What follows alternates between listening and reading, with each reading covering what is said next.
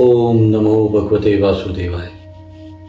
तीसरा अध्याय, भक्ति के कष्ट की निवृत्ति। नारद जी कहते हैं, अब मैं भक्ति, ज्ञान और वैराग्य को स्थापित करने के लिए प्रयत्न पूर्वक श्री सुखदेव जी के कहे हुए भागवत शास्त्र को कथा द्वारा उज्ज्वल ज्ञान यज्ञ करूँगा। यह यज्ञ मुझे कहाँ करना चाहिए, आप इसके लिए कोई स्थान बता दीजिए।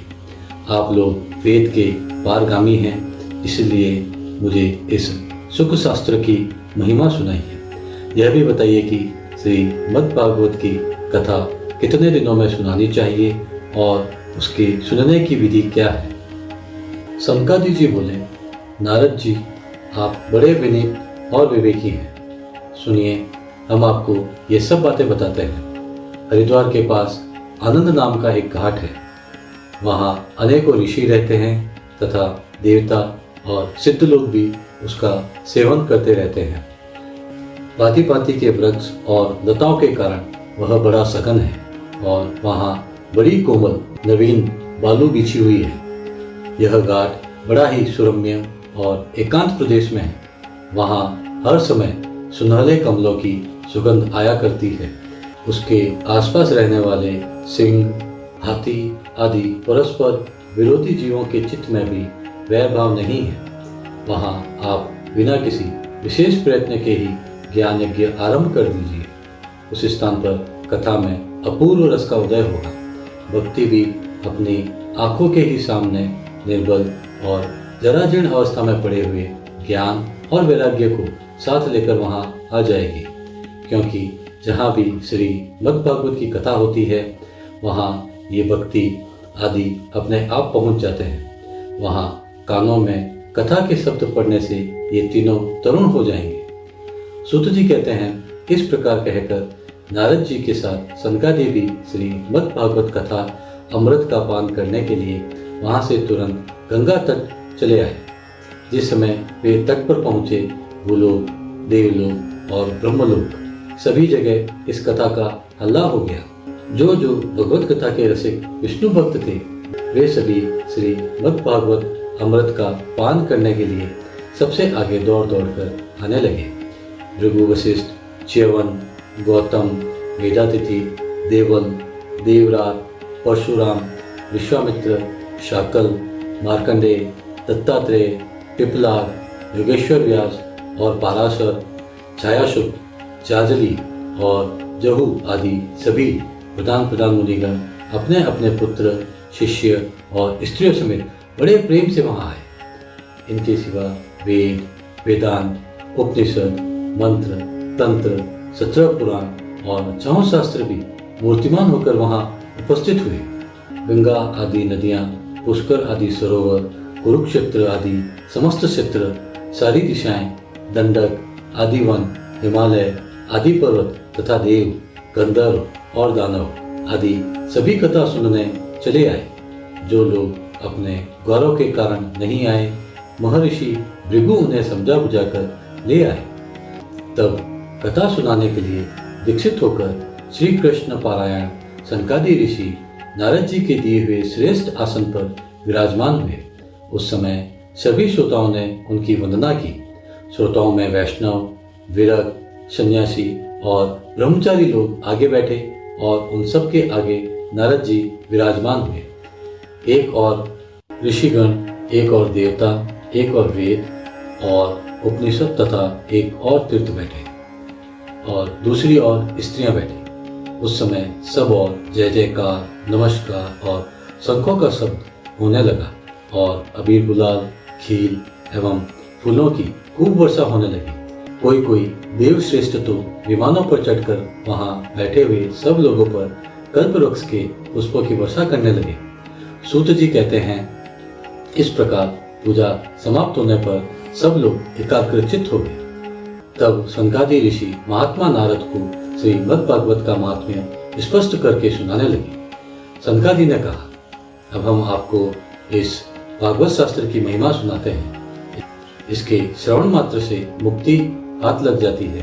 श्री मद् भागवत की कथा का सदा सर्वदा सेवन आस्वादन करना चाहिए। इसके श्रवण मात्र से श्री हरि हृदय में आ विराजते हैं। इस ग्रंथ में 18,000 श्लोक और 12 स्कंध हैं तथा श्री सुखदेव और राजा परीक्षित का संवाद है। आप यह भागवत शास्त्र ध्यान देकर सुनिए। यह जीव तभी तक अज्ञानवश इस संसार चक्र में भटकता है जब तक क्षण भर के लिए भी कानों में इस सुख शास्त्र की कथा नहीं पड़ती। बहुत से शास्त्र और पुराण सुनने से क्या लाभ है, इससे तो व्यर्थ का भ्रम बढ़ता है। मुक्ति देने के लिए तो एकमात्र भागवत शास्त्र ही गरज रहा है। जिस घर में नित्य प्रति श्रीमद् भागवत की कथा होती है वह तीर्थ रूप हो जाता है और जो लोग उसमें रहते हैं उसके सारे पाप नष्ट हो जाते हैं। हजारों अश्वमेध और सैकड़ों वाजपेयी यज्ञ इस सुख शास्त्र की कथा का 16वां अंश भी नहीं हो सकते। तपोधनों, जब तक लोग अच्छी तरह श्रीमद् भागवत का श्रवण नहीं करते तभी तक उनके शरीर में पाप निवास करते हैं। फल की दृष्टि से इस सुख शास्त्र कथा की समता गंगा, गया, काशी, पुष्कर या प्रयाग कोई तीर्थ भी नहीं कर सकता। यदि आपको परम गति की इच्छा है तो अपने मुख से ही श्रीमद् भागवत के आधे अथवा 44 श्लोक का भी नित्य नियम पूर्वक पाठ कीजिए।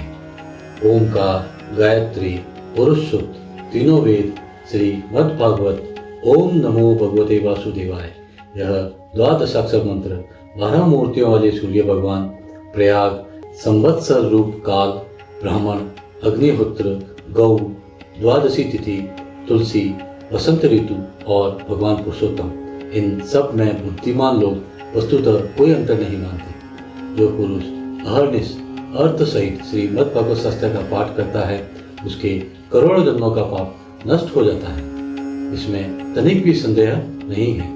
जो पुरुष नित्य प्रति भागवत कथा का आधा या 44 श्लोक भी पढ़ता है उसे राजसूय और अश्वमेध यज्ञों का फल मिलता है।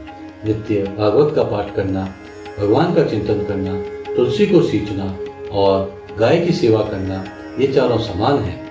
जो पुरुष अंत समय में श्रीमद् भागवत का वाक्य सुन लेता है उस पर प्रसन्न होकर भगवान उसे वैकुंठ धाम देते हैं। जो पुरुष इसे सोने के सिंहासन पर रखकर विष्णु भक्त को दान करता है वह अवश्य ही भगवान का सायुज्य प्राप्त करता है। जिस दुष्ट ने अपनी सारी आयु में चित्त को एकाग्र करके श्रीमद् भागवत अमृत का थोड़ा सा भी रसास्वादन नहीं किया उसने तो अपना सारा जन्म चांडाल और गधे के समान व्यर्थ ही गवा दिया। वह तो अपनी माता को प्रसव पीड़ा पहुंचाने के लिए ही उत्पन्न हुआ है। जिसने इस सुख शास्त्र के थोड़े से भी वचन नहीं सुने वह पापात्मा तो जीता हुआ ही मुर्दे के समान है। पृथ्वी के भार स्वरूप उस पशुतुल्य मनुष्य को धिक्कार है। ऐसा स्वर्गलोक में देवताओं में प्रधान इंद्रादि कहा करते हैं। संसार में श्रीमद् भागवत की कथा का मिलना अवश्य ही कठिन है। जब करोड़ों जन्मों का पुण्य होता है तभी इसकी प्राप्ति होती है। नारद जी, आप बड़े ही बुद्धिमान और योग निधि हैं। आप प्रयत्न पूर्वक कथा का श्रवण कीजिए। इसे सुनने के लिए दिनों का कोई नियम नहीं है। इसे तो सर्वदा ही सुनना अच्छा है। इसे सत्य भाषण और ब्रह्मचर्य पालन पूर्वक सर्वदा ही सुनना श्रेष्ठ माना गया है, किंतु कलयुग में ऐसा होना कठिन है। इसलिए इसकी सुखदेव जी ने जो विशेष विधि बताई है वह जान लेनी चाहिए। कलयुग में बहुत दिनों तक चित्त की वृत्ति को वश में रखना, नियमों में बंधे रहना और किसी पुण्य कार्य के लिए दीक्षित रहना कठिन है। इसलिए सप्ताह श्रवण की विधि है। श्रद्धापूर्वक कभी भी श्रवण करने से अथवा माघ मास में श्रवण करने से जो फल होता है वही फल श्री सुखदेव जी ने सप्ताह श्रवण में निर्धारित किया है। मन के असंयम, रोगों की बहुलता और आयु की अल्पता के कारण तथा कलयुग में अनेकों दोषों की संभावना से ही सप्ताह श्रवण का विधान किया गया है। जो फल तप, योग और समाधि से भी प्राप्त नहीं हो सकता वह सर्वांग रूप में सप्ताह श्रवण से सहज में ही मिल जाता है। सप्ताह श्रवण यज्ञ से बढ़कर है, व्रत से बढ़कर है, तप से कहीं बढ़कर है, तीर्थ सेवन से तो सदा ही बड़ा है, योग से बढ़कर है, यहाँ तक कि ध्यान और ज्ञान से भी बढ़कर है। अजी इसकी विशेषता का कहाँ तक वर्णन करें, यह तो सभी से बढ़ चढ़कर है। सौनक जी ने पूछा, सूत जी, यह तो आपने बड़े आश्चर्य की बात कही है। अवश्य ही यह भागवत पुराण योगवेता ब्रह्मा जी भी आदि कारण श्री नारायण का निरूपण करता है, परंतु यह मोक्ष की प्राप्ति में ज्ञानादि सभी साधनों का तिरस्कार करके इस युग में उनसे भी कैसे बढ़ गया।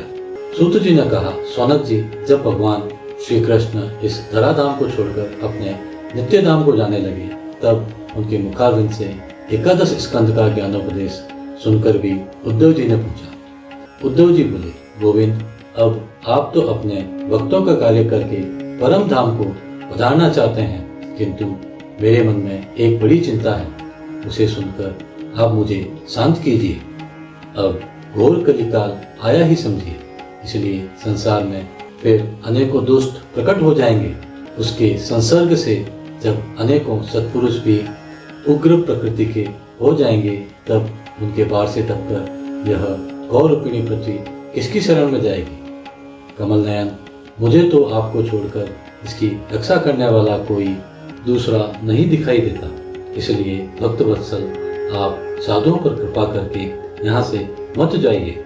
भगवान आपके निराकार और चिन्मात्र होकर भी भक्तों के लिए ही तो यह सगुण रूप धारण किया है, फिर भला आपका वियोग होने पर वे भक्तजन पृथ्वी पर कैसे रह सकेंगे। निर्गुणोपासना में तो बड़ा कष्ट है, इसलिए कुछ और विचार कीजिए। प्रभास क्षेत्र में उद्धव जी के वचन सुनकर भगवान सोचने लगे कि भक्तों के अवलंब के लिए मुझे क्या व्यवस्था करनी चाहिए। सौनक जी, तब भगवान ने अपनी सारी शक्ति भागवत में रख दी। वे अंतर्धान होकर इस भागवत समुद्र में प्रवेश कर गए, इसलिए यह भगवान की साक्षात शब्दमयी मूर्ति है। इसके सेवन, श्रवण, पाठ अथवा दर्शन से ही मनुष्य के सारे पाप नष्ट हो जाते हैं। इसी से इसका सप्ताह श्रवण सबसे बढ़कर माना गया है, और कलयुग में तो अन्य सब साधनों को छोड़कर यही प्रधान धर्म बताया गया है। कलिकाल में यही ऐसा धर्म है जो दुख, दरिद्रता, दुर्भाग्य और पापों की सफाई कर देता है तथा काम क्रोध आदि शत्रुओं पर विजय दिलाता है। अन्यथा भगवान की इस माया से पीछा छुड़ाना देवताओं के लिए भी कठिन है। मनुष्य तो इसे छोड़ ही कैसे सकते हैं, अतः इससे छूटने के लिए भी सप्ताह श्रवण का विधान किया गया है। सूत जी कहते हैं, सौनक जी, जिस समय सनकादि मुनीश्वर इस प्रकार सप्ताह श्रवण की महिमा का बखान कर रहे थे, उस सभा में एक बड़ा आश्चर्य हुआ। उसे मैं तुम्हें बतलाता हूँ, सुनो। वहाँ तरुणावस्था को प्राप्त हुए अपने दोनों पुत्रों को साथ लिए विशुद्ध प्रेम रूपा भक्ति बार बार श्री कृष्ण गोविंद हरे मुरारी हे नाथ नारायण वासुदेवा आदि भगवान नामों का उच्चारण करती हुई अकस्मात प्रकट हो गई। सभी सदस्यों ने देखा कि परम सुंदरी भक्ति रानी भागवत के अर्थों का आभूषण पहने वहां पधारी। मुनियों की इस सभा में सभी यह तर्क वितर्क करने लगे कि यहाँ कैसे आई, कैसे प्रविष्ट हुई। तब सनकादि ने कहा, ये भक्ति देवी अभी अभी कथा के अर्थ से निकली है। उनके ये वचन सुनकर भक्ति ने अपने पुत्रों समेत अत्यंत विनम्र होकर सनत कुमार जी से कहा। भक्ति बोली, मैं कलयुग में नष्ट प्राय हो गई थी, आपने कथामृत से सींचकर मुझे फिर पुष्ट कर दिया।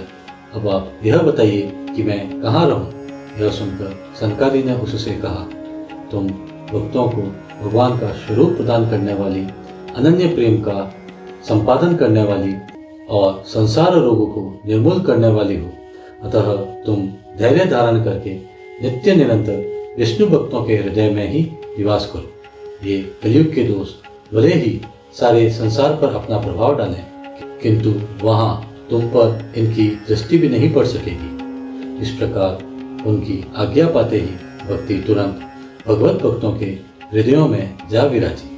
जिनके हृदय में एकमात्र श्री हरि की भक्ति निवास करती है, वे त्रिलोकी में अत्यंत निर्धन होने पर भी परम धन्य है, क्योंकि इस भक्ति की डोरी से बंधकर तो साक्षात भगवान भी अपना परम धाम छोड़कर उनके हृदय में आकर बस जाते हैं। भूलोक में यह भागवत साक्षात पर ब्रह्म का विग्रह है। हम इसकी महिमा कहाँ तक वर्णन करें। इसका आश्रय लेकर इसे सुनाने से तो सुनने और सुनाने वाले दोनों का ही भगवान श्री कृष्ण की समता प्राप्त हो जाती है। अतः इसे छोड़कर अन्य धर्मों से क्या प्रयोजन है। जय श्री हरि।